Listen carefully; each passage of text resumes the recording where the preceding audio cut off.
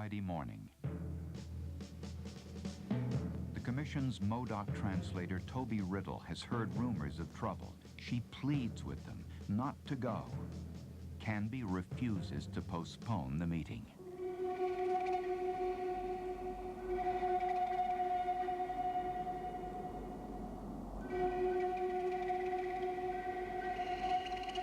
The Modocs already are at the meeting site. Hiding among the rocks are two young men with a cache of firearms. The commissioners arrive. All shake hands. Canby passes out cigars. The talks commence. They are quickly at their usual impasse. Hooker Jim goes up to Meacham's horse, takes the commissioner's coat from the saddle, and tries it on for size.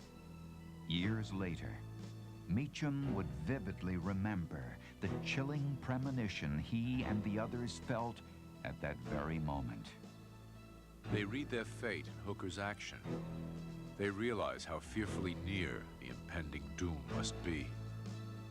Every act tells, too plainly to be mistaken, how each one feels and what they are expecting.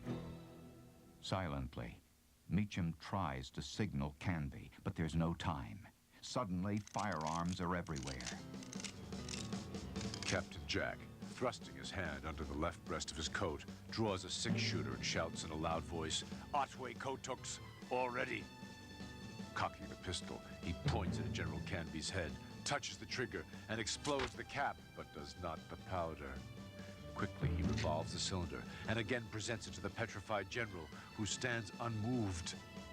Why, oh why, does he not close on the monster and wrench the weapon from him? Quick, General, quick. He is too late. Another instant, and a shot is passing through his head. Two shots kill a second commissioner, the Reverend Eleazar Thomas. A hail of gunfire pursues Alfred Meacham. He stumbles to the ground, unhit, but a ricocheting bullet knocks him out.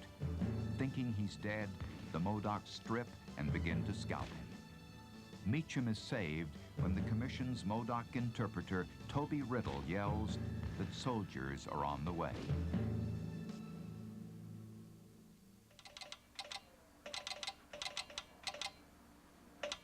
News of the killings is telegraphed around the world. Back in the stronghold, curly-headed Doctor begins a victory dance that will last all Easter weekend. They could not have realized that the people in the East who had been supporting them up to that point were now 100% against them. They killed the only general officer of the United States Army who lose his life in the Indian Wars. The nation was aghast at that particular action. General Sherman wires Colonel Gillem at the lava beds. Your dispatch announcing the terrible loss to the country of General Canby by the perfidy of the Modoc band of Indians has been shown to the President, who authorizes me to instruct you to make the attacks so strong and persistent that their fate may be commensurate with their crime. You will be fully justified in their utter extermination. April 14th. Gillem launches a new two-pronged assault on the stronghold. This time, they do not retreat at the end of the first day. And two things happen that destroy the power of curly-headed Doctor. Soldiers breach his magic Thule rope, and the Modoc is killed attempting to pull the detonator out of an unexploded cannonball. The shaman's medicine has failed them. What's more, troops secure the shores of Thule Lake, cutting the Modocs off from their water supply. The army is confident of victory, but once again, the army is wrong. The Modocs knew the day they walked into Captain Jack's stronghold that when the going got tough, they would just walk out. And it was an extraordinary happening, and totally dumbfounded the army, the military people. When they came in to take the surrender of the Modocs, they weren't there. Gillam's men have succeeded in taking the stronghold, but it's a hollow conquest. The Modocs are again on the loose.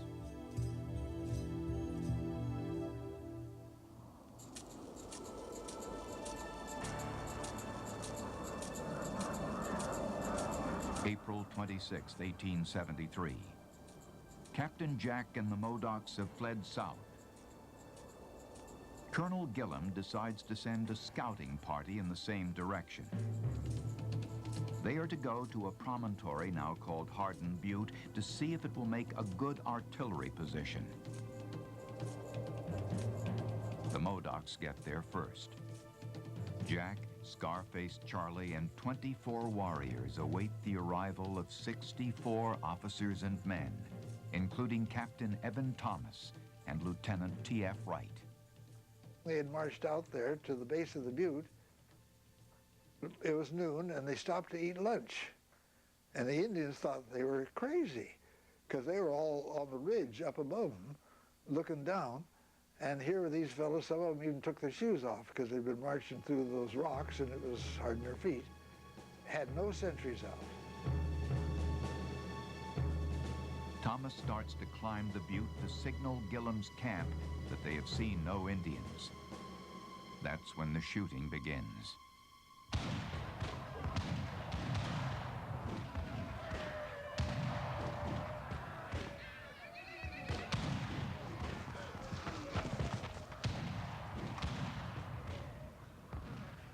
The Thomas Wright Patrol was one of the great disasters in the Indian Wars of the West. And how the Army could be, how those troops could be so careless of both the leadership and the men themselves, and settling down to have lunch in the middle of the lava beds.